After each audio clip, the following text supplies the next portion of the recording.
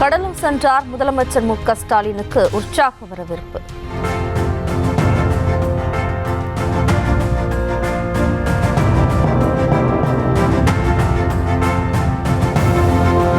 பொதுமக்களுடன் selfie எடுத்து மகிழ்ச்சி.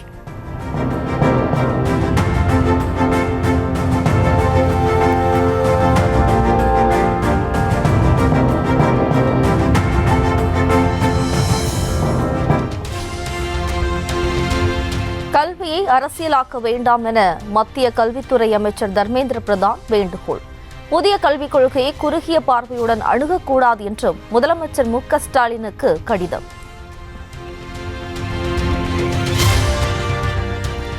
கல்வியில் அரசியல் செய்வது நாங்களா நீங்களா என அடுக்கடுக்காக ஆதாரங்களுடன் முதலமைச்சர் மு.க. ஸ்டாலின் கேள்வி.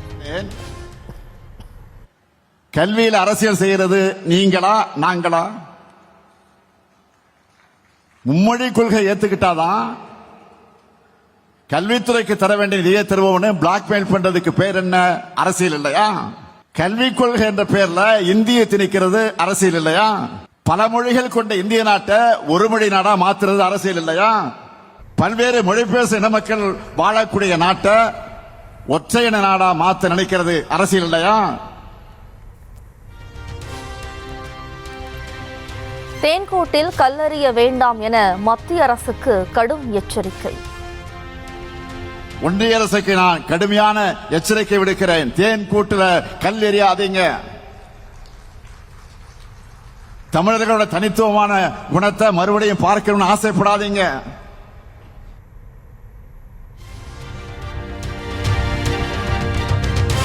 ஆயிரத்து 1968 ஆண்டு முதல் மும்மொழி கொள்கைதான் நாட்டின் முதுகெலும்பாக இருந்தது என மத்திய அமைச்சர் தர்மேந்திர பிரதான் கருத்து. புதிய கல்விக் கொள்கை மூலம் வரலாற்று பிழை சரி செய்யப்பட்டு தமிழ் உள்ளிட்ட மொழிகளுக்கு கல்வியில் உரிய இடம் கிடைக்கும் எனவும் கடிதம்.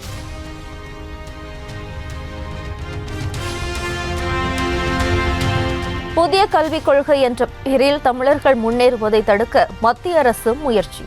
சமூக நீதியை சிதைப்பதே புதிய கல்விக் கொள்கையின் நோக்கம் என முதலமைச்சர் மு.க. ஸ்டாலின் குற்றச்சாட்டு. தடைகளை உருவாக்குறாங்க. புதிய புதிய சட்டங்கள் மூலமா சட்டங்களை உருவாக்குறாங்க.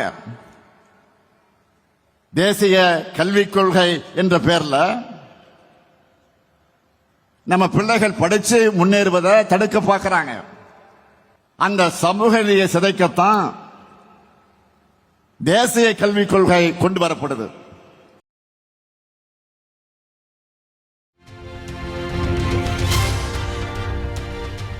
PM ஸ்ரீ திட்டத்தை செயல்படுத்த மறுப்பதால் தமிழ்நாடு 5000 கோடி ரூபாயை இழக்கிறது. மத்திய கல்வி அமைச்சர் தர்மேந்திர பிரதான் பேட்டி.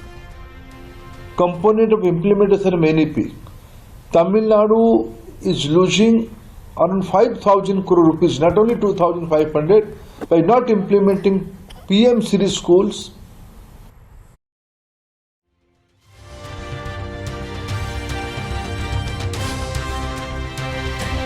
தமிழ்நாட்டிலிருந்து வரி கொடுக்க முடியாது என கூற ஒரு நொடி போதும். PM ஸ்ரீ திட்டத்தை ஏற்காவிட்டால் 5000 கோடி ரூபாயை இழக்க நேரிடும் என கூறும் மத்திய அமைச்சருக்கு முதலமைச்சர் மு.க. ஸ்டாலின் எச்சரிக்கை. PM ஸ்ரீ திட்டத்தை ஏற்காததால தமிழ்நாடு 5000 கோடி ரூபாய் இழக்குதுன்னு சொல்ற ஒன்றிய அமைச்சர் தர்மேந்திர பிரதான் அவர்களே, தமிழ்நாட்டிலிருந்து நீங்க வாங்கிட்டு இருக்கக்கூடிய வரியை தரமாட்டோம்னு சொல்ல, எங்க கிட்ட இருந்து நீங்க வாங்கிக்கிட்டு இருக்கக்கூடிய வரியை தர முடியாதுன்னு சொல்ல எங்களுக்கு ஒரு நொடி போதும். மறந்துடாதீங்க.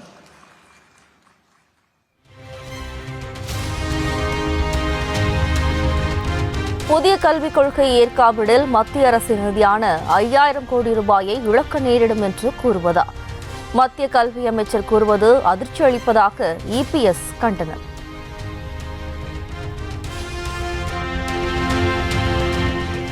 மத்திய கல்வி அமைச்சரின் பேச்சு அதிர்ச்சியையும் மத்திய அரசின் மீது கோபத்தையும் ஏற்படுத்துகிறது. மும்மொழி கொள்கையை திணிக்கும் மத்திய அரசின் முயற்சிகளால் தமிழகத்தில் குழப்பமும் அச்சமும் ஏற்பட்டுள்ளதாக EPS காட்டு.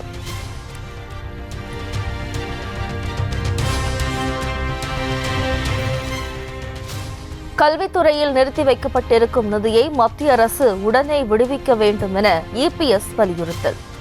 திமுக அரசு பொதுவெளியில் பயனற்ற விவாதங்களை தவிர்த்து ஆக்கப்பூர்வமாக செயல்படுமாறு ஆலோசனை.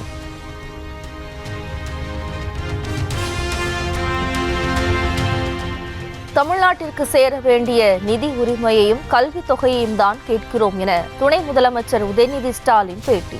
மும்மொழி கொள்கை ஏற்க முடியாது என ஏற்கனவே தெளிவாக கூறிவிட்ட நிலையில் இதில் அரசியல் செய்வது யார் என்றும் கேள்வி. தமிழ்நாட்டு மக்களுக்கு சேர வேண்டிய நிதி உரிமையை கேட்குறோம். தமிழ்நாடு எப்பொழுதுமே மும்மொழி கொள்கைக்கு எதிராக தான் இருந்திருக்கு. நம்ம எப்பொழுது எந்த காலத்திலையும் ஏற்றுக்கொள்ள மாட்டோம்னு தெளிவாக சொல்லியாச்சு. இதில் என்ன அரசியல் பண்ணுறது எனக்கு புரியல. மொழி போருக்காக பல உயிர்களை கொடுத்த மாநிலம் தமிழ்நாடு. தமிழர்களுடைய உரிமை அது, கல்வி உரிமைங்கிறது. இப்போ யார் அரசியல் பண்ணுறாங்கிறது நீங்கள் புரிஞ்சுக்கணும். தமிழகத்தில் விருப்பத்துடன் ஹிந்தி மொழி படிப்பவர்களை யாரும் தடுக்கவில்லை என அமைச்சர் அன்பில் மகேஷ் விளக்கம். இப்போதும் எப்போதும் தமிழ்நாட்டில் இருமொழி கொள்கை மட்டும்தான் இருக்கும் எனவும் மத்திய அமைச்சருக்கு பதிலடி. கற்பது மாணவர்களுக்கு பயனளிக்கும் என ஆராய்ச்சியே கூறுகிறது. தமிழ்நாட்டின் கொள்கை தமிழ் மற்றும் ஆங்கிலத்திலும் தேர்ச்சியை உறுதி செய்கிறது. இது உள்ளூர் மற்றும் உலகளாவிய தேவைகளுக்கு போதுமானது. 3 மொழிகளை திணிக்காமல் மாணவர்களின் மன அழுத்தத்தை தவிர்க்கிறது. தமிழகத்தை பொறுத்தவரைக்கும் எந்த மொழிக்கும், ஏன் நீங்கள் சொல்லுகிற இந்த இந்தி போன்ற மொழிகளை கூட கற்பதற்கு நாங்கள் ஒன்றும் தடை செய்யவில்லை. பாடத்திட்டத்திற்கு வெளியே தன்னார்வ கற்றலை ஊக்குவிக்கிறோம்.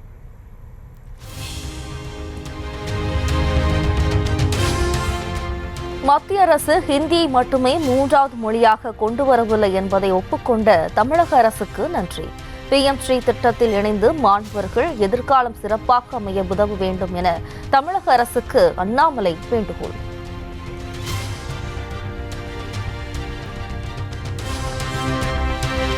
பாஜக தலைவர் அண்ணாமலைக்கு அணிவிப்பதற்காக கையில் வைத்திருந்த சால்வையை வெடுக்கென பிடுங்கிய KP ராமலிங்கம்.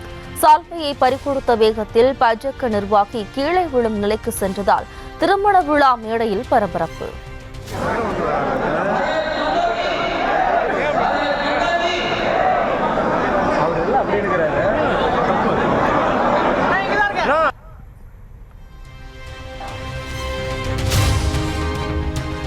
சீமான் மீது நடிகை பாலியல் வன்கொடுமை புகார் அளித்திருப்பது தீவிரமானது எனவும் அதை தன்னிச்சையாக திரும்ப பெற முடியாது எனவும் உயர்நீதிமன்றம் தீர்ப்பு. மிரட்டலின் அடிப்படையில் சீமானுக்கு எதிரான புகாரை நடிகை திரும்ப பெற்றது தெளிவாகிறது எனவும் நீதிபதி இளந்திரையன் அளித்த தீர்ப்பில் தகவல்.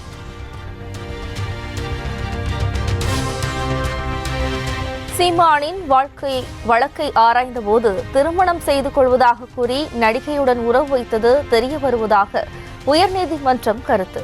சீமானின் வற்புறுத்தலால் நடிகை 6-7 முறை கருக்கலைப்பு செய்திருப்பதாகவும் அவர் மீது சீமானுக்கு எந்த காதலும் இல்லை எனவும் தீர்ப்பில் தகவல்.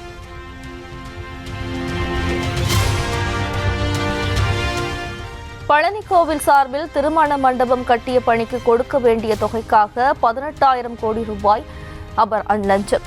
லஞ்ச ஒழிப்புத்துறையிடம் கையும் களவுமாக பிடிபட்ட கோவில் செயற்பொறியாளர் பிரேம்குமார் கைது.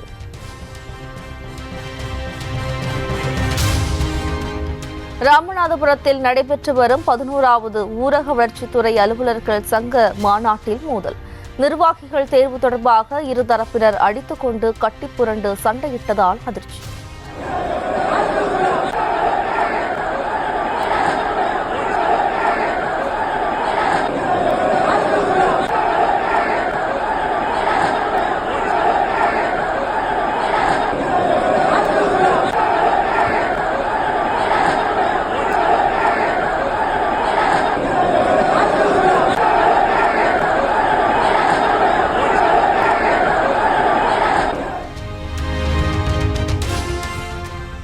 கிருஷ்ணகிரி அருகே பெண் பாலியல் வன்கொடுமை சம்பவத்தில் தலைமறைவாக இருந்த நபரை சுட்டுப்பிடித்த போலீசார். தங்களை தாக்கிவிட்டு தப்ப முயன்றபோது தற்காப்புக்காக சுட்டதாக போலீஸ் விளக்கம். மற்றொரு நபர் தப்ப முயன்றபோது கால் முறிவு.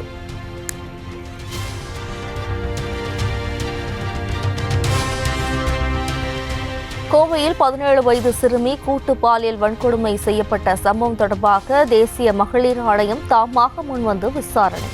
வழக்கு தொடர்பான விரிவான விசாரணை அறிக்கையும் முதல் தகவல் அறிக்கையின் நகலையும் 3 நாளில் வழங்க தமிழ்நாடு காவல்துறை DGPக்கு உத்தரவு.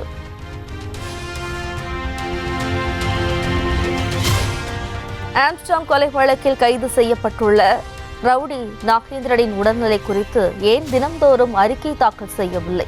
நீதிமன்ற உத்தரவை மதிக்கவில்லை என்றால் சிறைத்துறைக்கு அபராதம் விதிக்க நேரிடும் என நீதிபதி எச்சரிக்கை. நெல்லை மாவட்டம் திசையன்விளை அருகே எலக்ட்ரிக் பைக் பேட்டரி வெடித்து பெண் பலி, படுகாயமடைந்து மருத்துவமனையில் அனுமதிக்கப்பட்ட நிலையில் சிகிச்சை பலனின்றி உயிரிழப்பு. தமிழ்நாடு அரசு தொடர்ந்த வழக்கில் எழுத்துப்பூர்வமான வாதங்களை தாக்கல் செய்தார் ஆளுநர் RN ரவி. அரசியலமைப்பு சட்டத்தின்படி ஆளுநருக்கு தனிப்பட்ட அதிகாரம் உள்ளதாகவும் தேவைப்பட்டால் அரசியல் சாசன அமர்வில் விசாரிக்கலாம் என்றும் வாதம்.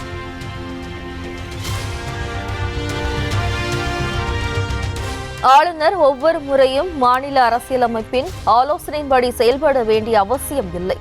அரசியலமைப்பு சட்டப்பிரிவு 200 படி தனிப்பட்ட அதிகாரம் உள்ளதாக RN ரவி தரப்பு வாதம்.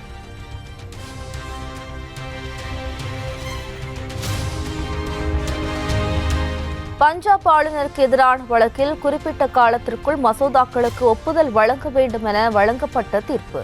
பஞ்சாப் விவகாரத்தில் உச்சநீதிமன்றம் வழங்கிய தீர்ப்பு தனக்கு பொருந்தாது என RN ரவி தரப்பு எழுத்துப்பூர்வ வாதம்.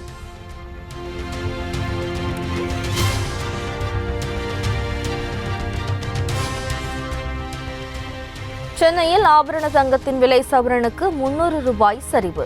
1 பவுன் 64,200 ரூபாய்க்கு விற்பனை.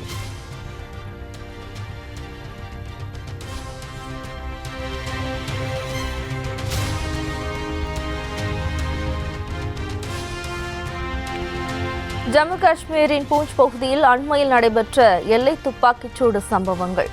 எல்லை கட்டுப்பாட்டு கோட்டில் இந்தியா பாகிஸ்தான் ராணுவ அதிகாரிகள் சந்தித்து பேச்சுவார்த்தை.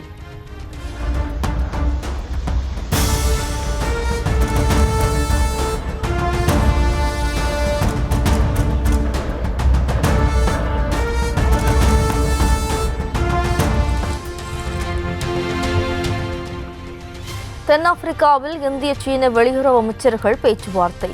கைலாஷ் மானசரோவர் யாத்திரை நேரடி விமான சேவையை தொடங்குவது குறித்து ஆலோசனை.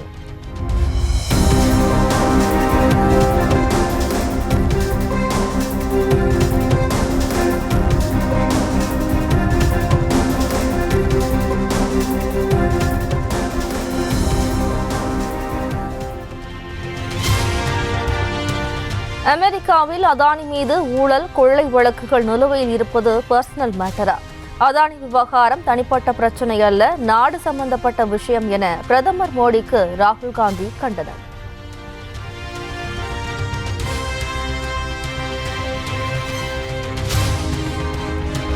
கடவுளே வந்தாலும் பெங்களூரு சாலைகளை சரி செய்ய முடியாது. பெங்களூரு வளர்ச்சித்துறை அமைச்சரும் கர்நாடக துணை முதலமைச்சருமான சிவக்குமார் கருத்து. ஒடிசாவின் கஞ்சம் மாவட்டத்தில் இனப்பெருக்கத்திற்காக கடற்கரையில் குவியும் ஆலிவ் ரிட்ரி ஆமைகள். 7 லட்சத்திற்கும் அதிகமான ஆமைகள் கடற்கரையில் ஒதுங்கி வளைந்து அமைத்து வரும் அசத்தலான காட்சி.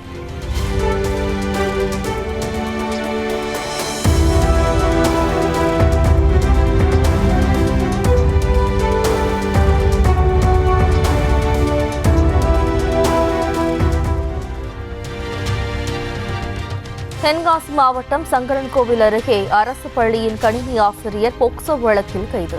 அரசு பள்ளி மாணவிகளுக்கு பாலியல் தொல்லை கொடுத்ததாக எழுந்த புகாரின் பேரில் போலீஸ் நடவடிக்கை.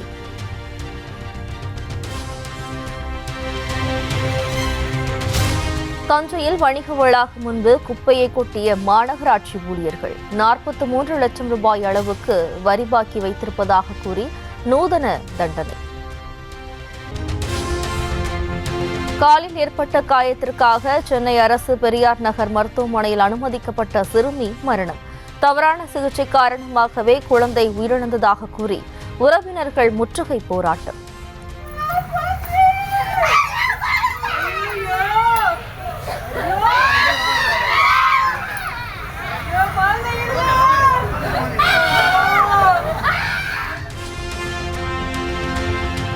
தேர்ந்தெடுக்கப்பட்ட ஆசிரியர்களுக்கு 8 மாதங்களாக நியமன ஆணை வழங்க மறுப்பது ஏன் என பாமக தலைவர் அன்புமணி ராமதாஸ் கேள்வி.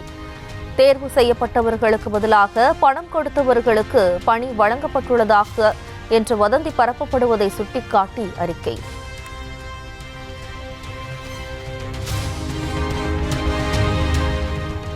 ராணிப்பேட்டை மாவட்டம் பணப்பாக்கம் அருகே மணல் ஏற்றி சென்ற 15க்கும் மேற்பட்ட லாரிகள் சிறைபிடிப்பு.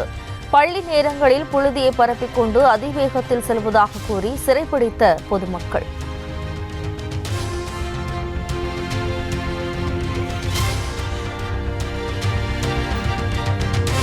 திருச்சி மாவட்டம் நத்தம்மாடிப்பட்டியில் குளத்தில் முதலை நடமாட்டம். குளத்தில் உள்ள முதலையை பிடிக்க வனத்துறையினர் நடவடிக்கை.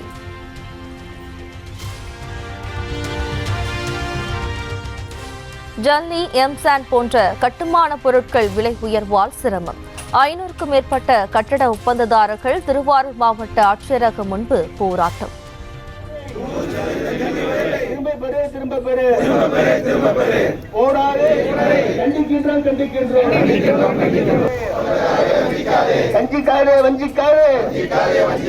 கட்டுமானத்துறை வஞ்சிக்காதே.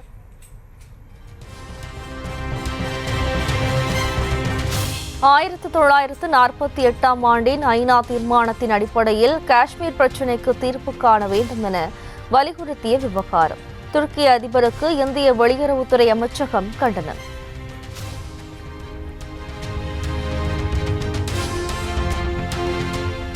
இந்தியாவில் வாக்கு சதவிகிதத்தை அதிகரிக்க அமெரிக்கா $21 மில்லியன் பணம் வழங்க வேண்டும்.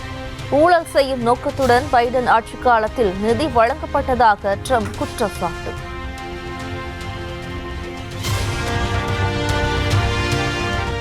உலகிலேயே அதிகமாக வரி விதிக்கும் நாடுகளில் ஒன்றான இந்தியாவிடம் ஏராளமான பணம் உள்ளது. அமெரிக்க பொருட்களுக்கு அதிக வரி விதிப்பதால் தங்களுக்கு எதுவும் கிடைப்பதில்லை என ட்ரம்ப் குற்றச்சாட்டு. உலகின் சக்தி வாய்ந்த புலனாய்வு அமைப்பான அமெரிக்காவின் FBI இயக்குநரானார் இந்திய வம்சாவளியான காஷ் படேல். சென் உறுப்பினர்களின் ஒப்புதலை அடுத்து ஆணையில் கையெழுத்திட்டார் அதிபர் ட்ரம்ப். இயந்திரன் படத்தின் கதையில் காப்பிரைட் மீறல் இல்லை என நீதிமன்றம் கூறிய பிறகும் நடவடிக்கை எடுப்பதா? 10 கோடி ரூபாய் சொத்துக்களை முடக்கிய அமலாக்கத்துறையின் செயல் வருத்தம் அளிப்பதாக இயக்குநர் சங்கர் அறிக்கை.